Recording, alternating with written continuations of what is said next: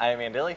And I'm Michael Sheehan. Today we are going to dive into the first week of the Vuelta. It's not over yet, but what a week it has been thus far.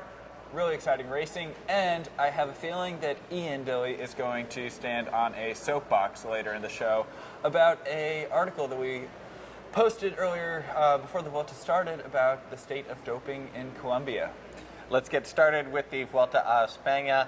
Stage 1 gave us some serious dramatics in the team time trial, a technical course in Alicante. We saw two serious crashes by two of the top teams in the race, Jumbo-Visma and UAE Team Emirates. Apparently somebody's pool had broken and spilled water out onto the course.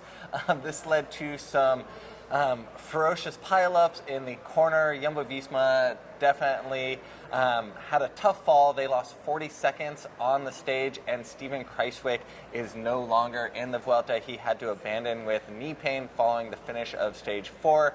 UAE Team Emirates sprinter Fernando Gaviria is still seriously bandaged up and has yet to snag a stage win in the two sprint finishes we have seen so far. And who knows when the next time he will have a chance at a stage win, because the mountains are coming. We already saw the fireworks in stage 2 of this race. Yeah, and what a stage it was, the second day of the Vuelta.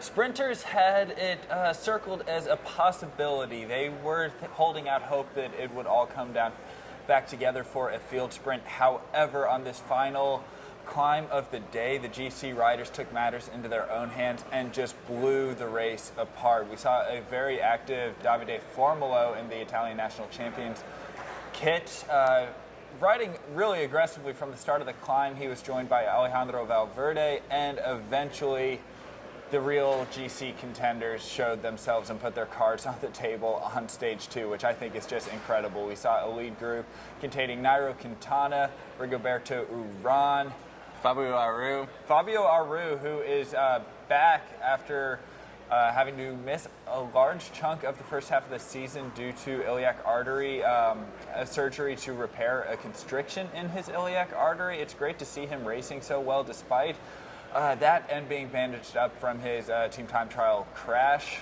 Yeah, I gotta say, this is one of my favorite things in the sport, which we see so rarely, is when a group of the top GC favorites in the sport all end up in a breakaway together and all work together.